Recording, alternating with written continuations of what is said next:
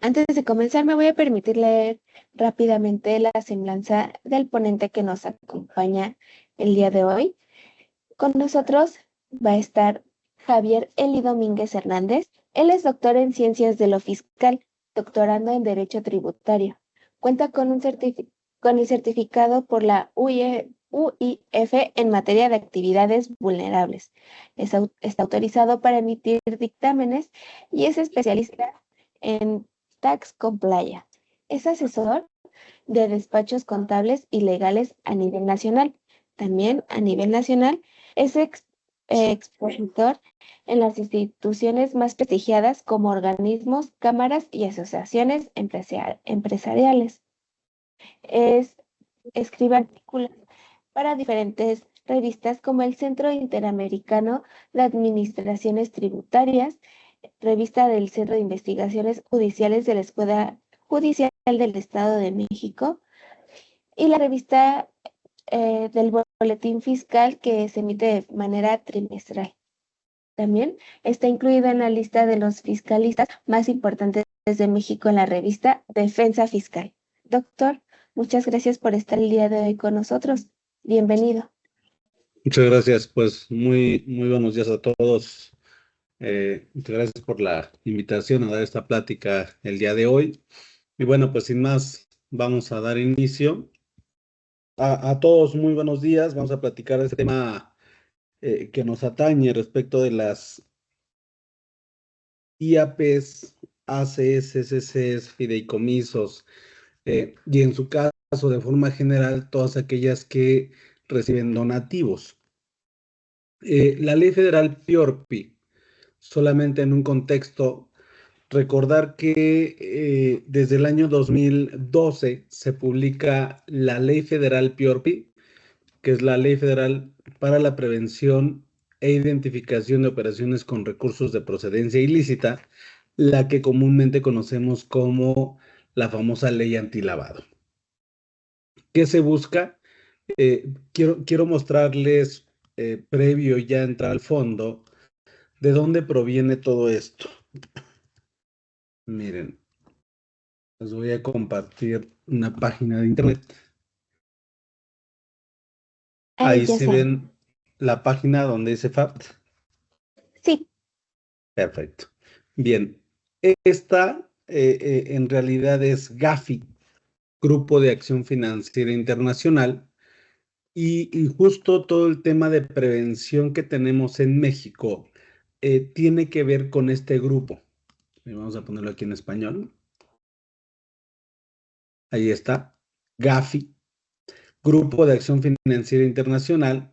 Dice aquí, es el organismo de control global contra el blanqueo de capitales y la financiación al terrorismo.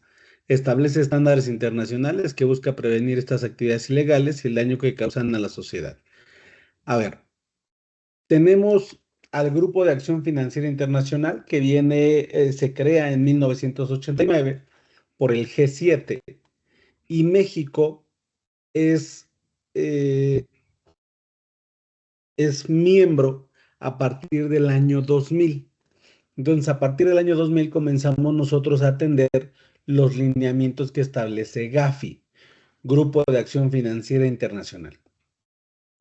El objetivo de GAFI es justo prevenir, combatir, erradicar tres delitos específicos: lavado de dinero, financiamiento al terrorismo y proliferación de armas de destrucción masiva. Esos son los tres delitos específicos: lavado de activos, financiamiento al terrorismo y proliferación de armas de destrucción masiva. Y por lo tanto genera estándares que los países miembros deben seguir, como un tema de obligación, deben seguir para efecto de cumplir el objetivo principal. ¿Sale? Entonces, ojo, GAFI, materia internacional, se crea en el 89. En el año 2000, México se adhiere a GAFI y el objetivo principal, pues, es combatir estos tres delitos: lavado de activos, financiamiento al terrorismo y proliferación de armas de destrucción masiva. Aterrizado en México, pues nosotros no somos famosos por el tema de proliferación de armas de destrucción masiva, por eso es que no hay mucha regulación al respecto en México, pero sí dos delitos específicos internacionales traídos a México, que es el lavado de activos y el financiamiento al terrorismo. Y estos los vamos a tener regulados justo en México, ¿ok? Entonces, les voy a compartir esta liga aquí en su chat para que ustedes puedan irlos descargando. Ahí está, ¿ya lo tienen? Ustedes pueden darle un clic y los va a mandar a esta página. Ahora, si se dieron cuenta, dentro de las prioridades que trae Gafi, vean lanza Gafi, el Grupo de Acción Financiera Internacional, lanza un nuevo procedimiento para abordar las consecuencias no deseadas que afectan a las organizaciones sin fines de lucro. Justo nosotros estamos aquí, para que vean que todo este tema que vamos a hablar el día de hoy tiene un contexto totalmente internacional. Se está siguiendo la línea en las organizaciones sin fines de lucro para que no sean utilizadas para la comisión de algunos delitos. Les voy a compartir el documento, que es este. Esos son los procedimientos, ustedes lo pueden descargar de aquí. Ya se los puse en el chat aquí de Teams para que ustedes lo puedan descargar. Listo. Ahora, en el caso específico, por ejemplo, Gafi, al día de hoy, su presidenta es Elisa de Anda Madrazo, justo una mexicana. Ella comenzó en el año 2024, el 1 de julio, de hecho aquí está, Elisa de Anda Madrazo, es de México, presidenta de Gafi desde el 1 de julio de 2024 y hasta el 2026. Es la segunda ocasión que México preside el Grupo de Acción Financiera Internacional.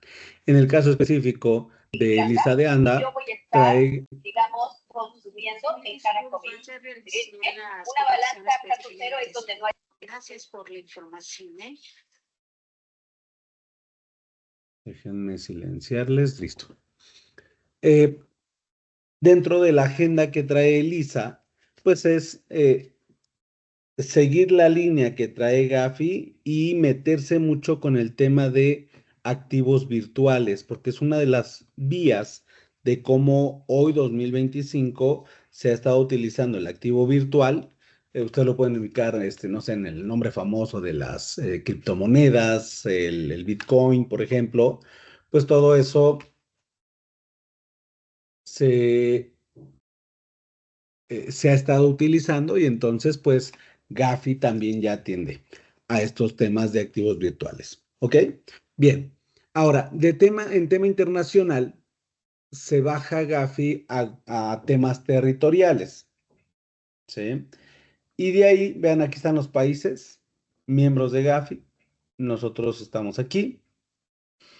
Y tenemos miembros asociados, que es el tema por territorio.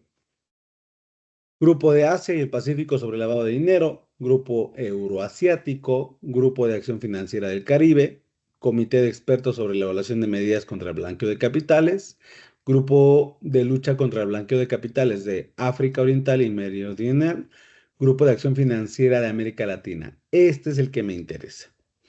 Nosotros, México, por el tema territorial, estamos dentro de Gafilat. Ojo, el internacional es Gafi. Gafi tiene todos estos mini organismos y entonces nosotros en realidad nos regulamos o tenemos la actuación total con Gafilat, que es este de aquí, miren. También se los voy a compartir aquí en el chat. Listo, ya lo tienen. Entonces van a darle un clic ahí y tienen ese documento. Ahora, nosotros estamos aquí están los países miembros, miren, México, son 18 países de América del Sur y bueno, pues el objetivo principal es seguir los lineamientos de Gafi. Ahora, les decía que Gafi tiene la línea de combatir 3 delitos específicos. lavado de activos, financiamiento al terrorismo y proliferación de armas de destrucción masiva. Para esto, emite estándares que los países miembros deben de ir cumpliendo. Esos estándares es lo que conocemos como las famosas 40 recomendaciones de Gafi, que son estas que ven aquí, miren. Estas son las 40 recomendaciones.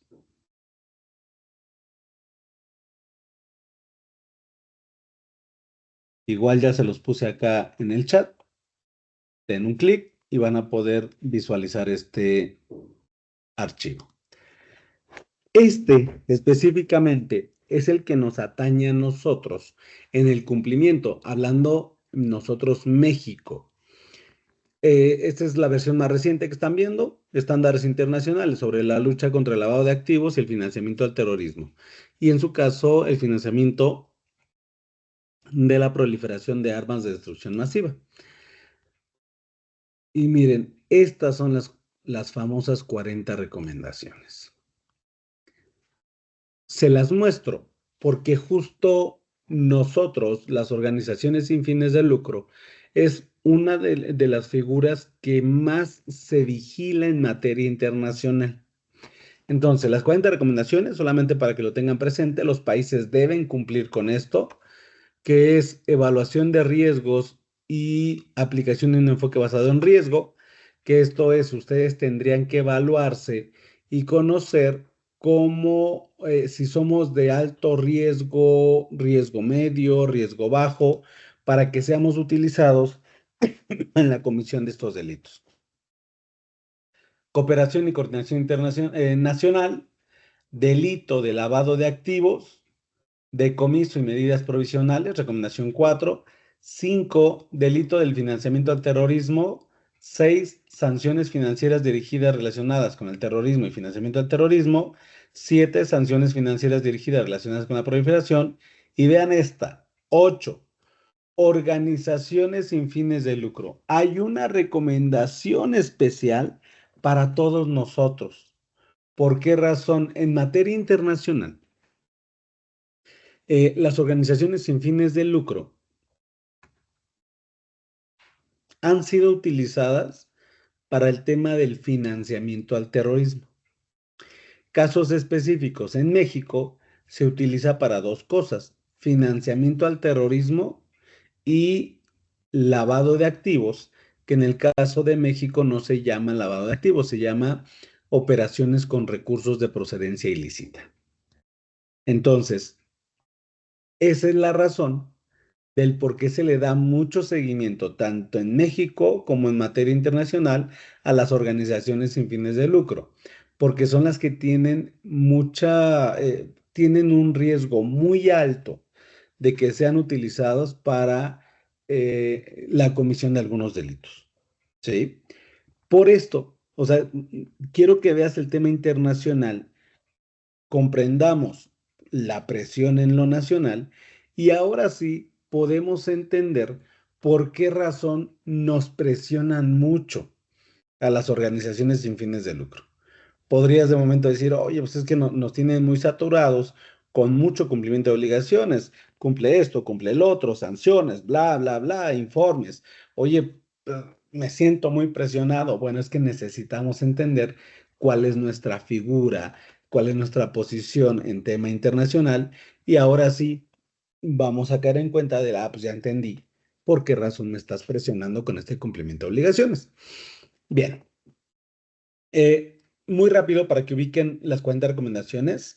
Leyes sobre el secreto de instituciones financieras, debida diligencia del cliente, que eso lo vamos a trabajar mucho a partir de esta reforma con ustedes, organizaciones sin fines de lucro. Mantenimiento de registros, personas expuestas políticamente, esto por un tema de que las personas podrían abusar del puesto que tienen, el cargo público, y cometer algunos ilícitos. Banca corresponsal, servicios de transparencia de dinero, valores, nuevas tecnologías, esta es la que les digo de los activos virtuales, transferencias electrónicas, dependencia de terceros, controles internos, países de mayor riesgo, se tiene una lista de con qué países debemos de tener un alto grado de identificación. Se los voy a mostrar.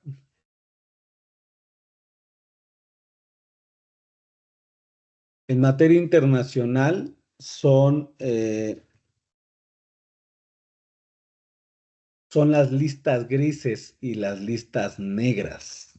Así las conocemos. Se los voy a mostrar aquí. Aquí están. Listas negras y listas grises. La lista negra es el listado de países con los que se debe intensificar todas las medidas porque son jurisdicciones de alto riesgo en las cuales se puede cometer los ilícitos. En el caso de las listas grises son de mayor monitoreo, pero todavía no alcanzan el nivel de alto riesgo. ¿Por qué están en la lista gris? Porque no han cumplido correctamente, han cumplido parcialmente, se les han hecho observaciones, no han cumplido, se me han tardado, y entonces lo suben a las listas grises para que se tenga un mayor monitoreo. Miren, para que se den una idea de los países que están acá en este listado: Argelia, Angola, Bolivia, Bulgaria, Burkina, Camerún, Costa de Marfil, República del Congo, Haití, Kenia, Laos, Líbano, Mónaco. Todas estas que ves aquí son los países de mayor vigilancia derivado de las deficiencias que se tienen en el combate a los 3 delitos que te dije. ¿Sí? En algún momento, hace algunos meses se hablaba sobre probablemente México pudiera pasar esta lista por lo que sucedió con los 3 bancos, las 3 instituciones financieras: Vector, Intercam y Banco. Bueno, pues aquí está entonces en la lista gris y a su vez pues la lista negra que vemos acá. ¿Sí? Esta es mi recomendación 19, países de mayor riesgo. 20, un reporte de operaciones sospechosas, y esto va a tener mucho que ver ahora con nosotros. Normalmente, la gente piensa que cuando tú recibes un recurso, sea cual sea la vía, y en su caso pagas la contribución correspondiente, pues muchos dicen, pues con mi dinero puedo hacer lo que yo quiera, se lo puedo regalar a quien quiera, se lo puedo mandar a quien yo quiera. De inicio sí, pero la realidad es que todo ese recurso se está rastreando. Pues, ¿qué les importa, no? Pues es mi dinero, así nos importa, porque creo que se pueden realizar algunas actuaciones no legales. Pues son salarios y lo uso hacia donde yo quiera, lo destino a donde yo quiera. Pues no, pero es mi dinero, sí, pero hay un seguimiento, porque les acabo de decir 3 delitos: lavado de activos, financiamiento al terrorismo y proliferación de armas. Quitamos proliferación de armas, no somos conocidos por ese tema México, pero ojo con estos dos. México involucrado en lavado de activos y financiamiento al terrorismo. Y la diferencia entre uno y otro es que el lavado de activos, que aterrizado en México serían operaciones con recursos de procedencia ilícita, este delito, el objetivo principal que tiene es encubrir la procedencia de los recursos para intentar hacerlo pasar como recursos lícitos. Ese es el delito de lavado de activos. En cambio, el del financiamiento al terrorismo pueden ser recursos lícitos o ilícitos, es decir, no me interesa de dónde viene, me interesa a dónde va. Por eso, en tema de los 2 delitos, se le da siempre seguimiento a dónde mandas tu dinero. Necesito saberlo. Entonces, esta línea pues con mi dinero hago lo que quiera, pues sí, solamente te comento que sigue siendo rastreado. ¿Sí? Todo el recurso que se tiene en las instituciones financieras se rastrea siempre. ¿Y esto por qué? Pensando en temas de cosas malas, cosas turbias, pues la gente llega a conocer sus perfiles transaccionales y dice, pues mira, yo no voy a levantar sospecha, como yo siempre me ubico entre operaciones de 1 millón, ahí estoy siempre en el millón, pues entonces vamos a seguir operando con ese millón, no me salgo para no llamar la atención, pero el recurso lo destinamos a actos ilícitos o en su caso a financiamiento del terrorismo. Esto justo son operaciones sospechosas. Dentro de tu perfil transaccional, tú conociste tu perfil, tú sabes que te mueves en ese millón siempre y no superas, no me vayas a mandar 2, 3, 4, 5, 10 millones porque va a brincar y me van a mandar a traer. Esas son operaciones relevantes. En este caso, muchos lo que hacen es, pues me mantengo en mi perfil transaccional para no llamar la atención y a partir de ahí empiezo a mandar los recursos. Por eso es que les digo que se rastrea hacia dónde se va el dinero. Esto es lo que conocemos como operaciones sospechosas. Te mueves dentro de tu perfil transaccional, pero tus operaciones no tienen lógica comercial. ¿A dónde estás mandando el recurso? ¿Quién es? ¿Para qué? ¿Ok? Bien. Siguiente, revelación, tipping off y confidencialidad. Actividades y profesiones no financieras designadas debida diligencia del cliente y otras medidas. Esto, recuerden que en materia de prevención tenemos dos grandes ámbitos, el sector financiero y el no financiero. Justo en nuestra plática del día de hoy estamos en la cancha del no financiero. Esto es que nosotros no realizamos actividades financieras como una institución. Entonces, las instituciones financieras tienen su propia regulación, nosotros las no financieras tenemos nuestra propia regulación. En el caso específico, la mal llamada ley antilavado, que es la Ley Federal para la Prevención e Identificación de Operaciones con Recursos de Procedencia Ilícita. 24 y 25. Transparencia y beneficiario final de las personas jurídicas. Probablemente ustedes ya han pasado por una etapa en donde tuvieron que decirle a las autoridades quiénes son los integrantes de sus instituciones, seas una IAP, una AC, una SC, todas ya debieron haber cumplido, debieron. Si no lo has hecho, revísalo, pero con las autoridades fiscales, por ejemplo, ya debieron haber enviado la información de quiénes son tus beneficiarios finales, que ahorita vamos a hablar un poquito de eso. Se busca en materia de prevención, pues conocer quiénes son los integrantes de las personas morales, de las personas jurídicas y otras estructuras jurídicas, cualquier vehículo corporativo que se utilice, para efecto de conocer quiénes son los beneficiarios finales, quién en realidad está detrás de las sociedades, porque a veces con este tema societario se le ponen capas, capas, capas y no ubico quién es el beneficiario. En esta materia, la gran labor que tenemos es identifica a ese beneficiario final, que habrán escuchado el término de beneficiario controlador. Justo es esto. Le puedes conocer como beneficiario controlador, beneficiario final o propietario real. Todos es exactamente lo mismo. Esta es la recomendación 24-25 y ahora justo con esto pues entendemos, pues ya entendí por qué razón está todo el show en México de hace algunos años de beneficiario controlador.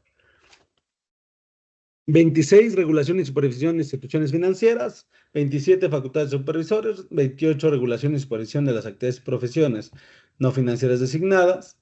29, unidad de inteligencia financiera, la famosa UIF. Responsabilidades de las autoridades de orden público investigativas, facultades de autoridades, transporte efectivo, estadísticas y retroalimentación, sanciones, instrumentos internacionales, asistencia legal mutua y congelamiento y decomiso. Estas son las 40 recomendaciones. La que me interesa con ustedes, pues sería la 8. los países deben identificar a las organizaciones que se encuentren dentro de la definición de Gafi de las entidades sin fines de lucro y evaluar sus riesgos de financiamiento al terrorismo. Entonces, ¿a quién le habló ya aterrizado en México la ley? A organizaciones, dice allá, sociedades y asociaciones civiles. ¿Sí? ¿Por qué razón? Por la recomendación 8 de Gafi. Habrá que evaluar los riesgos de financiamiento al terrorismo, que en materia internacional es el delito más perseguido con las organizaciones. Los países deben contar con medidas focalizadas, proporcionales y basadas en riesgo, sin perjudicar o desalentar indebidamente a las actividades legítimas. Eso es lo que les decía. De momento muchas instituciones me las presionan tanto que comienza a desincentivar el seguir operando con estas figuras, el ya no continuar, el desalentar.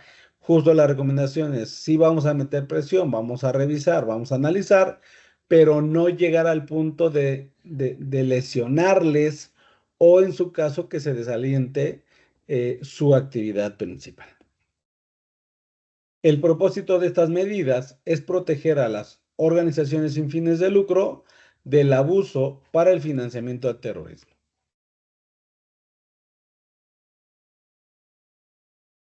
Por lo tanto, puedo tener organizaciones terroristas que se presentan como si fuesen entidades legítimas o entidades legítimas que son explotadas, que son utilizadas como conductos para el financiamiento al terrorismo. O tres, que a través de estas se busque esconder o ocultar el desvío clandestino de fondos destinos a propósitos legítimos a las organizaciones terroristas. Esto es lo que nos dice Gafi en materia internacional. Hasta aquí, ¿alguna duda del por qué entonces tenemos toda esta presión internacional? En el caso, la presión misma en México. Si no, avanzamos entonces. Hasta el momento no tenemos dudas por medio del chat, doctor. Perfecto, avanzamos. Entonces, todo esto, pues ya se entiende que traemos una ley en México, que es la Ley Federal para la Prevención e Identificación de Operaciones con Recursos de Procedencia Ilícita.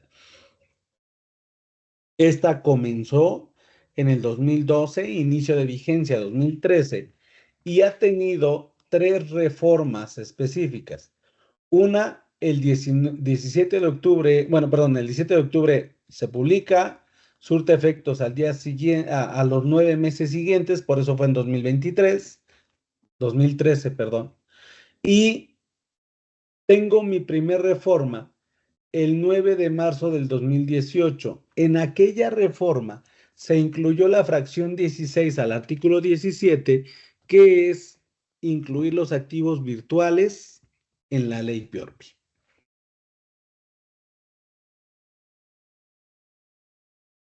En mayo 2021 tiene una segunda reforma a la ley y esta atiende al cambio que tuvimos en la Procuraduría, ¿se acuerdan? Que era la Procuraduría, la PGR, y ahora son fiscalías. Bueno, pues como esto tiene que ver con materia de prevención de operaciones con recursos de procedencia ilícita, pues se actualizaron los términos a hacer alusión a fiscalías en lugar de procuradurías. Por lo tanto, pues no tuvo ningún efecto de fondo. Pero ahora, el pasado 16 de julio, se publica el decreto en donde se reforma de fondo la ley federal PIORPI. Se publica el 16 y muchas de las disposiciones ya surtieron efectos al día siguiente de su publicación, para que lo tengamos presente.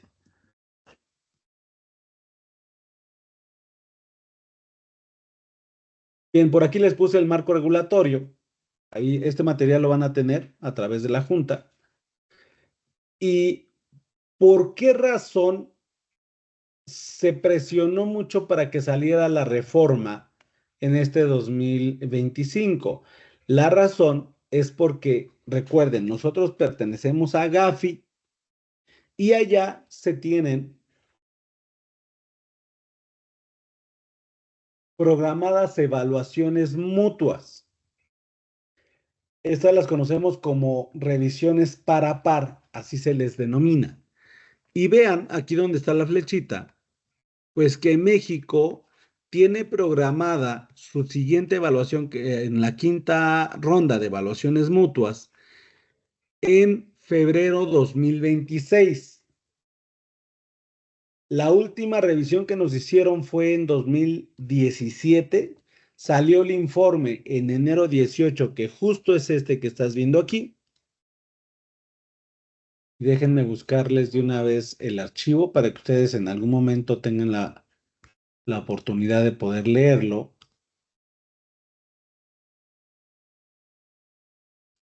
Sería, le ponen evaluación mutua de Gafi. Es este que está aquí. Se los voy a compartir aquí en su chat.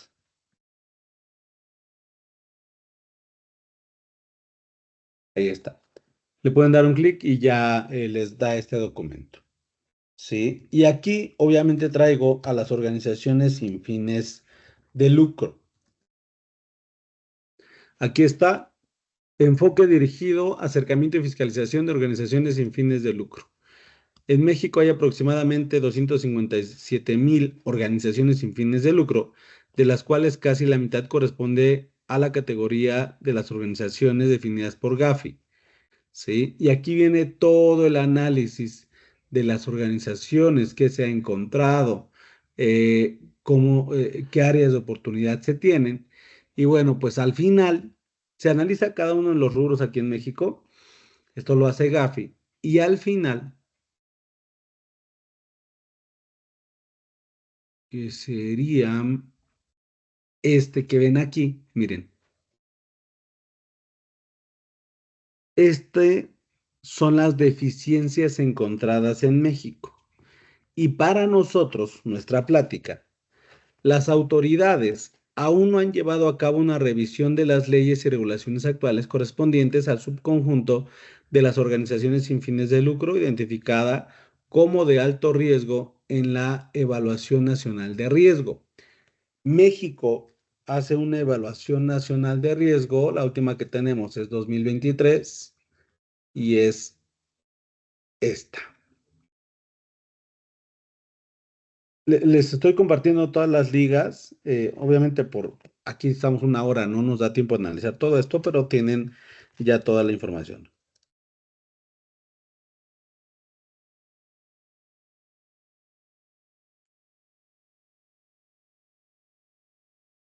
Y miren, en el análisis que se hace propio México, determina que las organizaciones sin fines de lucro son de alto riesgo. Por eso, cuando viene Gafi, te dice, pues si ya ubicaste que son de alto riesgo, ¿por qué no le has dado seguimiento?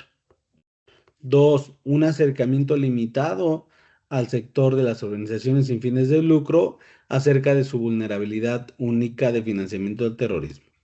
Las autoridades todavía no están trabajando con las organizaciones para desarrollar y refinar las prácticas para abordar el riesgo y vulnerabilidad.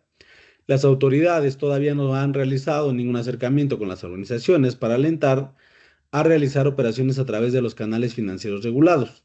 Y aquí, estos son todas las observaciones que le hace Gafi a México en el 2018, razón por la cual urgía sacar una reforma a la ley que incluyera las áreas de oportunidad que se visualizaron en la última evaluación y tratar de subsanarlas. Entonces, ahí está todo el contexto, por qué se movió la ley y bueno, pues avanzamos. Miren, aquí les puse todo este contexto, aquí en su material.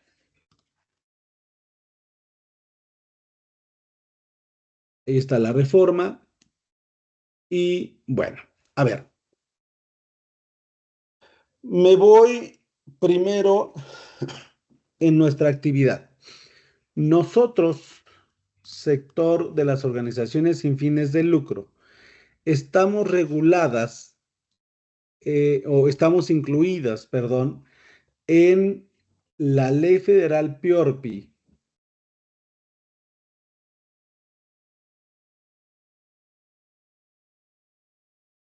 Esta que ven ustedes aquí, de hecho les comparto la liga, ya es la ley actualizada con la reforma. Ahí está. Bien, mi ley PIORPI.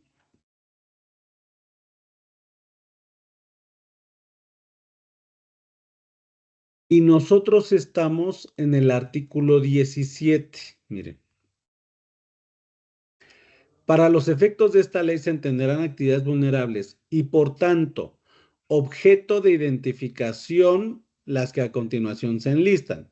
Con esto, con este párrafo pequeñito, lo que pueden advertir es tu primera obligación si realizas actividades vulnerables. ¿Cuál es?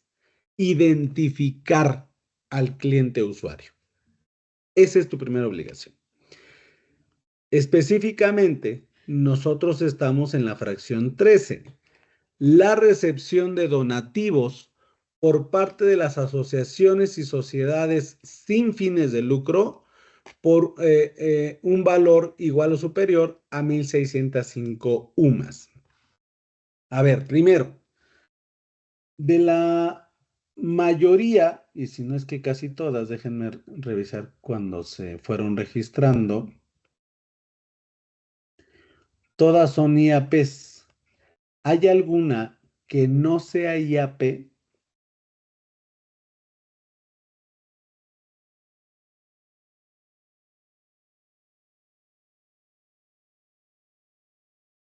No, todas son IAPs, doctor. Todas son IAPs. Ok, perfecto. A ver, en este momento, ustedes podrían decir, yo, institución de asistencia privada, pues suena a que no soy asociación o sociedad de inicio, ¿eh? Que déjame decirte que sí lo eres. De momento puedes decir, por ejemplo, en las IAPs, de forma especial, traigo asociaciones y fundaciones. Tenemos nuestra propia ley, la ley de asistencia privada. Ley de asistencia privada.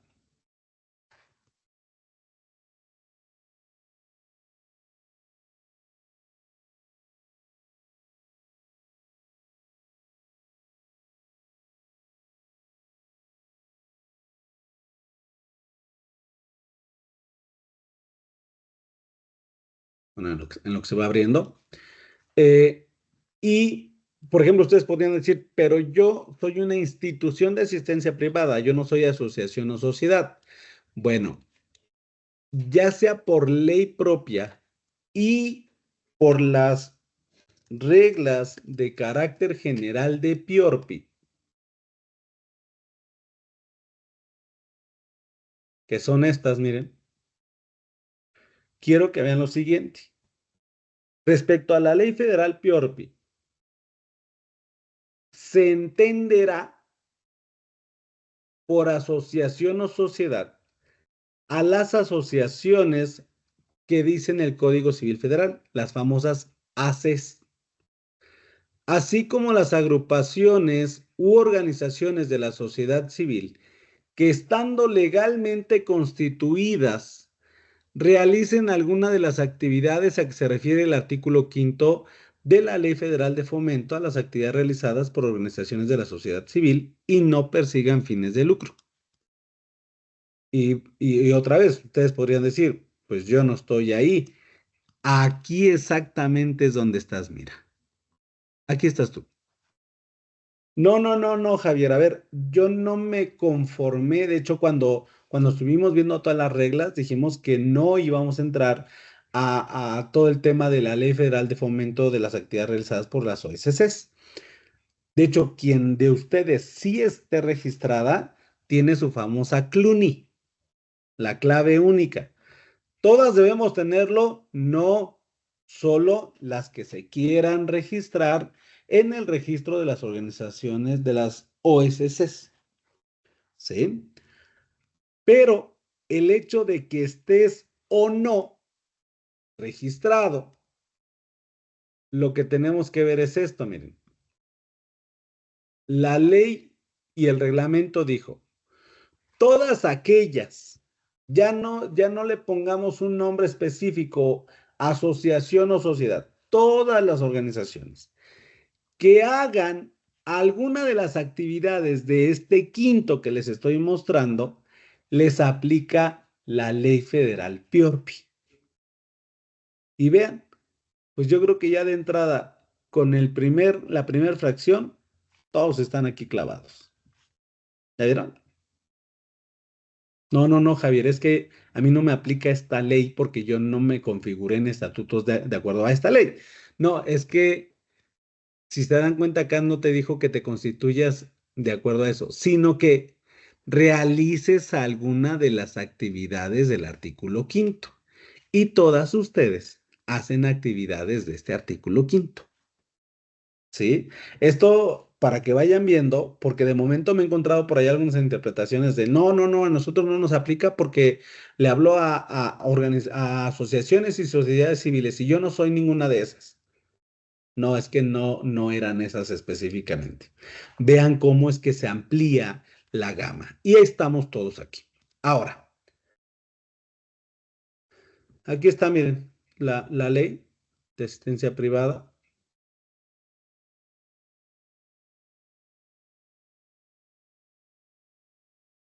Y miren, ya vieron que les dije, aunque tú seas una IAP, tú eres o asociación o fundación. Todo depende cómo se constituyó en su momento. Aquí está la diferencia, miren. Asociación, persona moral que por voluntad de los particulares se constituye en términos de esta ley y cuyos miembros aporten cuotas periódicas o recauden donativos para el sostenimiento de la institución. Fundación, persona moral que se constituye en términos de esta ley mediante la afectación de bienes de propiedad privada destinados a la asistencia social. Esa es la diferencia entre una asociación y una fundación. Probablemente, esto ya les estoy hablando mucho del fondo, ¿eh? Probablemente tú te pusiste en el nombre fundación, pero eres una asociación. O te pusiste asociación y eres una fundación. No pasa nada, solamente es para que vayan viendo las diferencias. Lo que es un hecho es, seas una, seas la otra, estás aquí. Y como estás aquí, en esta ley de fomento, entonces te aplica la ley PIORPI. Avanzamos. En esta ley voy a realizar actividades vulnerables solo cuando supere 1,605 UMAS. Ojo, si en la vida has recibido un donativo menor a 1,605 UMAS, hoy la UMA vale 113.14 por 1,605. Si nunca has recibido un donativo de un donante en un mes por más de 181,000, tú no realizas actividades vulnerables. Por lo tanto, no te aplica la ley. Y ese es otro punto, que muchas instituciones se me están metiendo a la regulación de PIORPI cuando nunca te aplicó. Y el tema es que como te metiste, pues ahora debes de cumplir con todas las disposiciones, lo cual en algunos casos es un poco complicado. Que nos quede claro a quién le habló, cuándo sí, cuándo no. Un donante, un mes, supera las 1,605 UMAS, en ese momento comienzo a realizar, a realizar actividades vulnerables y mi primera obligación fue tener que identificar a ese donante usuario, a ese cliente usuario que básicamente son nuestros donantes. Tengo la información, la resguardo y si en algún mes supera el doble, 3,210, entonces mando toda la información a la autoridad que se manda aquí. Este es nuestro portal y aquí es donde mandamos los avisos. Aquí mando toda la información. ¿Te va quedando? Bueno,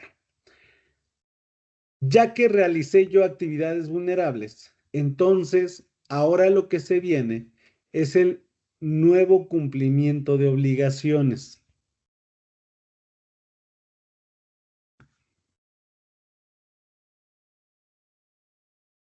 Doctor, tenemos una pregunta por medio del chat. Sí, Dice, ¿son acumulables o solo por mes? ok. A ver, de hecho, justo su pregunta es, se las debí haber puesto por aquí.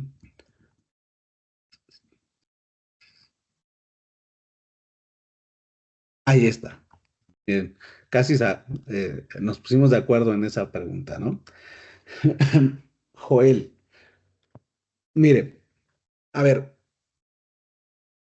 la regla es, si por mes, por donante, me realizan un donativo superior a 1,605 UMAS, tengo que identificarlo, ¿sí? No importa si diario me da 10,000, porque de momento van a decir, pues segméntalo en el mes, que no te dé los 200,000 de jalón y te sales de la ley. No, porque es por mes por donante. Y entonces dentro del mes, como diario me diste 10,000, pues son 310,000. Superaste umbral, realizas la actividad vulnerable y hasta superaste umbral de aviso. ¿Sí? Por mes por donante. La siguiente sería, Joel, si nunca rebaso mi umbral de identificación, no me aplica la ley. ¿A qué voy, Joel? Cada mes tienes un donante que te da 100,000 pesos. Tú podrías decir, pues en 2 meses ya superé los 181,000, realizo actividad vulnerable. Y la respuesta es no. No, porque no se van sumando. ¿Por qué no se suma si la ley dice que debo de acumular lo que está en un periodo de 6 meses? Sí, lo que va sumando solo es lo que supera 181,000 pesos. No lo superaste, no acumulas. Entonces, aunque cada mes me den 100,000 pesos, no me aplica la ley. Esto de la acumulación es cuando en este mes me das 200,000, pues ya realizo una actividad vulnerable, pero no le mando tu información al SAT. En el siguiente mes no me das donativo, en el siguiente mes no me das donativo, en el cuarto mes me vuelves a dar uno de 200. Ahí sí, como los dos, el primer y cuarto mes superaron 181,000, entonces los tengo rastreados, los sumo y ya superaste el umbral de aviso y se lo mando a la autoridad. Esa es la acumulación de los 6 meses, Joel. ¿Quedó claro? Tenemos otras dudas por medio del chat. La Sí, aquí ya lo estoy viendo. siguiente, si es de Joel, dice, ¿qué pasa si por error me di de alta, pero nunca he rebasado los umbrales? ¿Me puedo dar de baja?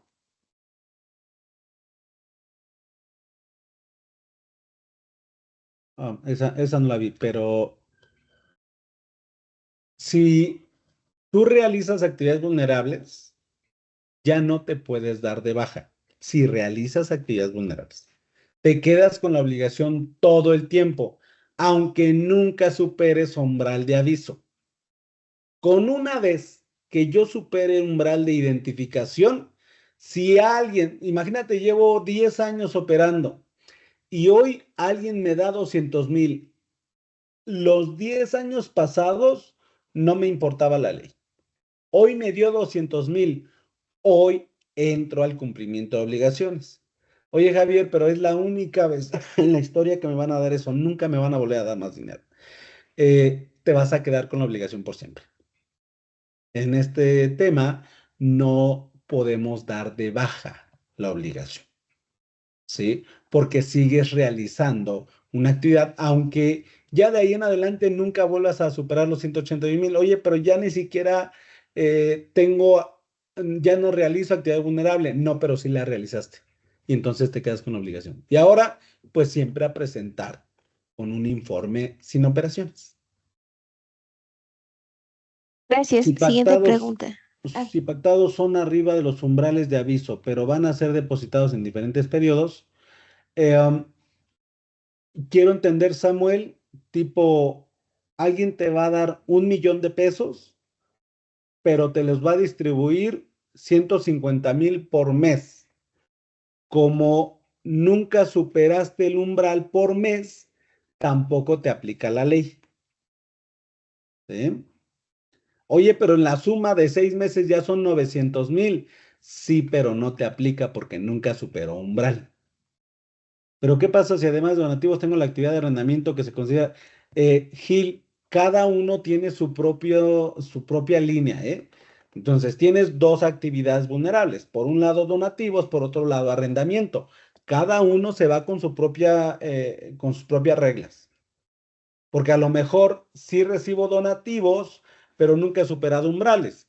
Pero rento mi inmueble y me pagan 200,000 pesos. Tienes la obligación de actividad vulnerable en arrendamiento. No, también superé en donativo. Tienes dos actividades vulnerables. ¿Se combinan? No.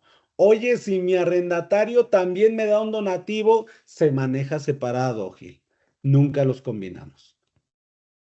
Daniela, en caso de donativos que entran a alguna fundación por medio de fideicomiso, ¿estamos obligados al envío del aviso? Y de ser así, ¿qué informativos se mandan? Sí, claro. Aquí no me interesa qué figura sea, Daniela. Si me supera su umbral, los 181,000 pesos, tengo que identificar a mi cliente usuario. Siempre. Y entonces tenemos que pedirle toda la información, en este caso al fideicomiso. Y en su caso, Daniela, la nueva obligación es, y necesitas preguntarle al fideicomiso quién es el beneficiario controlador. Si recuerdan, en la plática que tuvimos hace algunos meses, les decía yo, le preguntas a tu donante, sea físico o moral, si tiene el conocimiento de un beneficiario controlador, si alguien está detrás de, si alguien los controla, si alguien obtiene beneficios, dime quién es. Y bastaba con que te dijeran, no, no tengo. Ah, gracias, listo, sigo. Ahora con la reforma, Daniela, siempre que un donante sea moral, siempre tendrá que decirme quién es el que la controla. Oye, pero es fideicomiso, también me tienes que decir. Lo que se busca de este lado, Daniela, es la transparencia. Y entonces sí necesito saber quién es tu beneficiario controlador. Entonces no importa quién te lo dé. María, pasa lo mismo en donaciones en especie. No hay ninguna disposición, María del Carmen, que establezca una excepción. Oye, yo siempre, imagínate un banco, bueno, banco de alimentos normalmente ya casi es perecedero.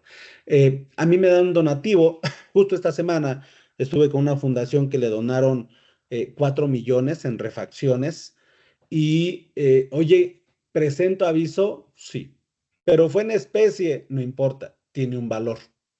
¿Superaste el umbral de 181,000 en el valor? Sí, presentas aviso. Norma, y si hubo una fusión entre dos donatarias, ¿puedo dar de baja la fundación que quedaría extinta? Sí, Norma, porque de hecho ya no existiría. Estamos hablando de que en la fusión, cuando yo me fusiono, pueden suceder dos cosas. O se fusionan dos o más y crean una nueva, y entonces estas desaparecen, o cuando se fusionan, una absorbe a otra y una desaparece. Tengo que dar la baja de la que ya no existe o las que ya no existen. Si se recibe donativo, pero también como actividad rentan, ya quedó el tema. ¿Cómo puedo saber si estoy al corriente en la obligación? No hay como tal, Reina, una opinión de cumplimiento como en el SAT, pero sí puedes saber qué avisos has enviado. Entras al portal y te vas a consulta de avisos y ahí vienen todos los que en la historia has mandado. Y de ahí, pues ya analiza si te falta alguno. Solamente que hacemos un match porque por un lado consultamos los avisos y por el otro lado consultamos los acuses. Los ligas y ya podrás ver cuáles te faltan en su caso. Pero como una opinión de cumplimiento no existe de este lado. Neri, ¿a partir de cuándo entra en vigor los datos de beneficiario controlador? A partir del 17 de julio del 2025, o sea, hace casi 2 meses. Sí, casi ya 2 meses que entró en vigor esto. Para identificar al beneficiario controlador de la persona moral donante es cualquier importe de donación. Todo este tema, Claudia, le aplica solo a los que realizan actividades vulnerables. Entonces sería solo a los que superan los 181,000 pesos. No, me dio 5,000, 10,000, 100,000, 150,000. No te aplica ninguna regla. ¿Ok? Bien. Pues rápidamente porque ya es tiempo. ¿Qué es lo nuevo? Aquí está, miren. Lo nuevo es hacer una evaluación con un enfoque basado en riesgos. Estamos esperando que nos publiquen las reglas de cómo será esto. Sí, a los que nos dedicamos a la materia ya sabemos cómo se hace porque lo traemos en tema internacional y también lo hacen hoy el sistema financiero, pero van a sacar reglas específicas para nosotros donatarias. Entonces, pues vamos a esperar este enfoque basado en riesgo, que es básicamente analizar, entender y cómo mitigar tus riesgos. Dos, esto sí anótenselo, empezar a revisar la elaboración de mi manual de políticas internas. Ese famoso manual de cumplimiento de PLD hoy ya está en la ley. Todas deben cumplir con esto. Claro, todas a las que les aplique la ley. ¿A quién le aplica la ley? La que ya recibió más de 181,000 pesos. ¿Sí? Si alguien de ustedes dice, no, Javier, yo nunca he recibido un recurso así, o sea, el donativo máximo que me han dado han sido 20,000 pesos. No, a ti no te aplica la ley, no te preocupes, no cumples con nada de esto. Vamos a comenzar con capacitar al personal. Justo esta capacitación que hoy tenemos te va a servir para poder demostrar que se está capacitando a nuestro órgano de administración, a nuestro patronato, a las personas encargadas del cumplimiento. Esto ya no es un lujo va a ser una obligación. Contar con mecanismos automatizados de monitoreo. Estamos esperando que haya alguna simplificación para nosotros, donatarias autorizadas, porque pues no muchas van a poder cumplir con esto y pues es un tema costoso. Contar con una auditoría.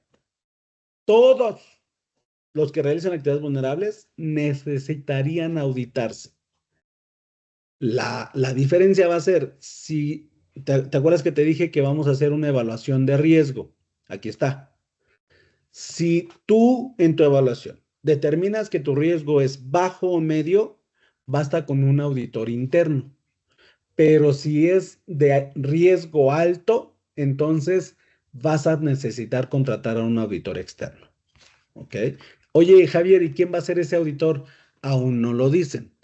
En la práctica, como pudieron haber escuchado cuando me presentaron, en mi caso soy certificado por la Unidad de Inteligencia Financiera y por la línea sería que todos los certificados de la UIF serían los que podrían auditar. Aún no lo sabemos. Probablemente se pueda aperturar a que algunos otros que cuenten con alguna certificación de alguna institución, colegios de abogados, de contadores, etcétera, puedan también incluirse. Eso todavía no se define, lo van a sacar en las reglas.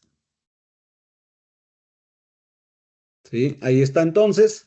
Y pues digo, ya por los tiempos, ya me comí 6 minutos de ustedes.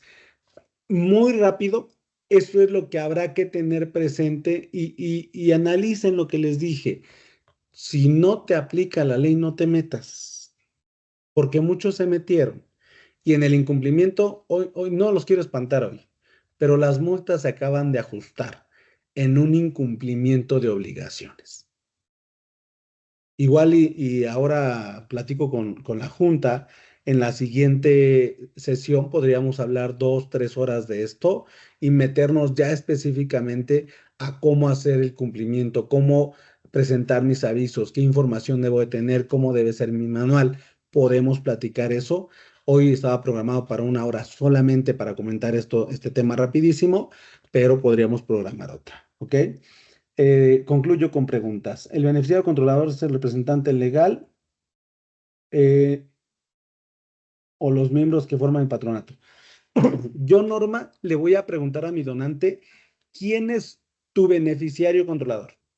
O sea, no es el mío, Norma, no es mi beneficiario, sino el beneficiario de mi donante. A ver, donante, ¿quién está detrás de ti? ¿Quién te mandó a donarme? ¿Quién te autorizó? Y esto entonces ellos ya nos darán la información correspondiente. Pero de forma general, ¿quién es el beneficiario? Quien controla a esa moral. Y puede ser el presidente, el presidente del patronato, del consejo, el administrador único. Ellos serían Norma. Pero ojo, es el beneficiario de mi donante, no mi beneficiario. En la IAP, ¿quién sería el beneficiario controlador? Pues ya sería lo mismo, ¿no? En nuestro caso, el órgano de gobierno es un patronato. ¿Quién es el beneficiario controlador? Ojo, el beneficiario estamos hablando del donante, ¿eh? No se me pierdan de ese lado. No es el mío IAP, es el de mi donante. Ese es el que debo de rastrear. Dice María, ¿cuál es el manual que se debe tener? Aquí en su material, miren, mire María, esto es lo que debe contener su manual.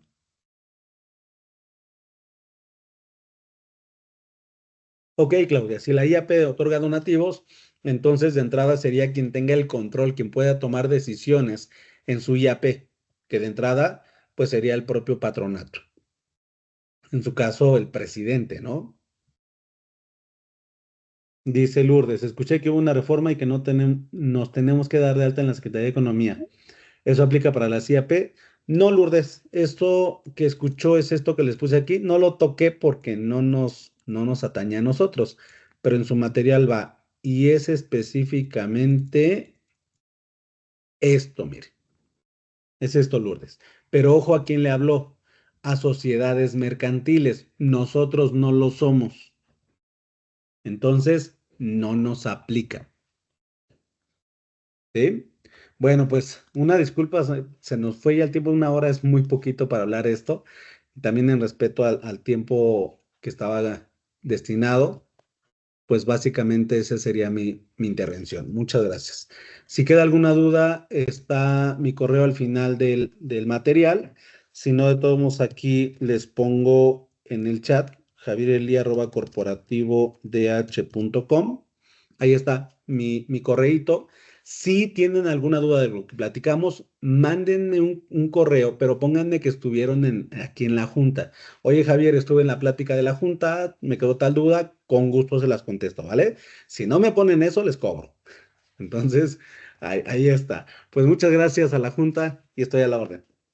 Muchísimas gracias, doctor. Para no quitar más tiempo de los participantes, me voy a permitir compartir rapidísimo mi pantalla para entregar este reconocimiento simbólicamente a Javier Eli Domínguez Hernández por haber impartido la actividad de capacitación Reforma a la Ley Antilavado.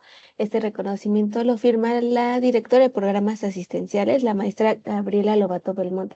Con mucho gusto se lo haremos llegar vía correo electrónico. Muchísimas gracias, doctor, por toda esta información tan importante para todas las instituciones. Es un gusto. Que estén muy bien.